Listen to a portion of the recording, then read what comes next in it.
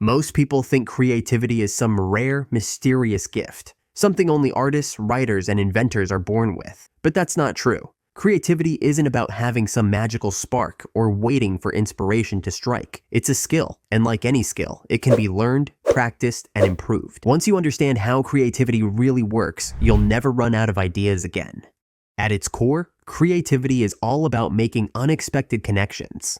Every original idea is really just a combination of things that already exist. The first car wasn't invented from scratch. It was simply a horse-drawn carriage with an engine. Airbnb didn't create a brand new industry. They took the idea of hotels and mixed it with the concept of renting out spare rooms. Even TikTok, which feels like a modern phenomenon, is really just a remix of music videos and short-form content designed to be interactive. The secret? Creativity isn't about coming up with something completely new. It's about taking old ideas and rearranging them in ways no one else has thought of yet. So how do you train your brain to do this? First, you need to absorb as much as possible. Creativity doesn't come from an empty mind. The more ideas, concepts, and experiences you expose yourself to, the more material your brain has to work with. Read books on topics you wouldn't normally explore. Watch movies from different cultures. Listen to podcasts outside your usual interests. But don't just passively consume. Analyze. Ask yourself, why does this work? Why does this product feel exciting? What makes this video so engaging? Creativity isn't just about inspiration. It's about curiosity. The more you understand how things work, the easier it becomes to piece together something new.